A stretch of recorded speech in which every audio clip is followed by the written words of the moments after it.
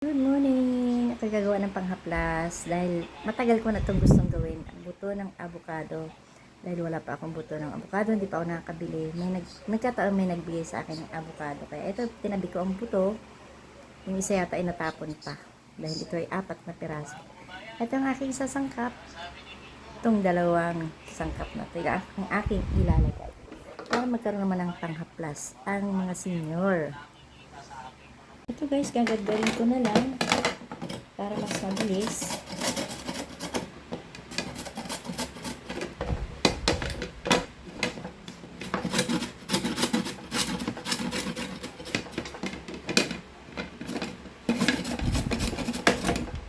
Napakalaki pala ng aking lagayan kaya nahirapan ako.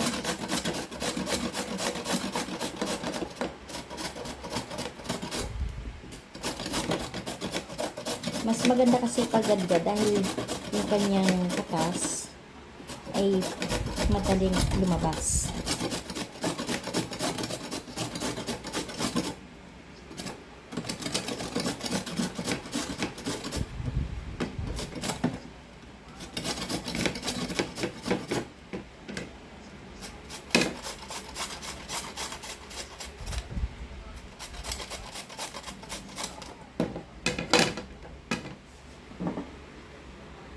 Ito na guys, matapos natin gadgarin, ilalagay naman natin sa bote. Dalawa lang nilagay ko kasi masyado nang marami. Tapos, nung maliit na yung ginagadgad ko, delikado na sa ating kamay, hiniwa ko na lang yung maliit na buto na natitira.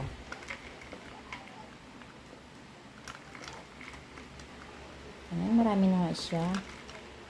Kaysa bumili tayo ng panghaplas, ito na lang dahil ito raw naman ay napakabisa. Hindi ko pa siya na-try. Ngayon ko lang siya ginawa. Ngayon ko lang siya masusubukan.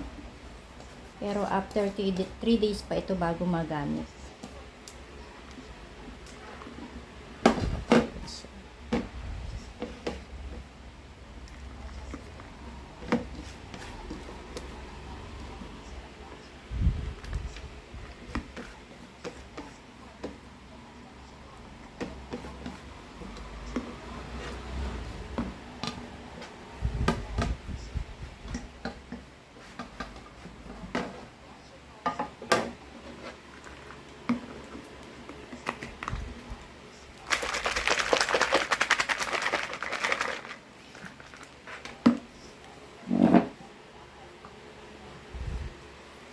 Lagyan natin ang ating effervescent oil at magtitira lang ako ng konti para meron namang matitirang magagamit.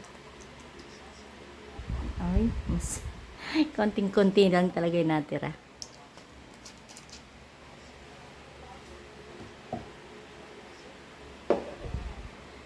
At ang alcohol. Wala na kasi kaming alcohol dyan. Yung aming alcohol na malaki ay naubos na. Kaya ito yung ilalahat ko kasi maliit lang nabili kong alcohol.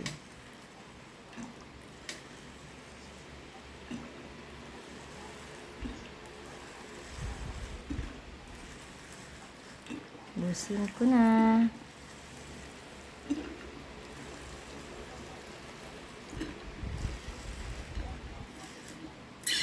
Uy, konti lang. Konti lang pala.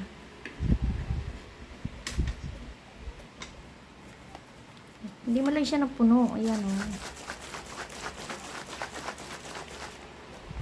Pero at least, halos nangalahati naman. Nangalahati ba? Ganyan siya. Okay na rin.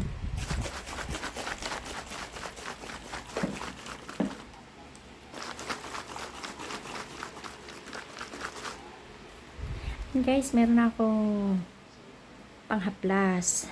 Lalo't ang nanay ko ay laging masakit ang tuhod. Ito nang gagamitin namin.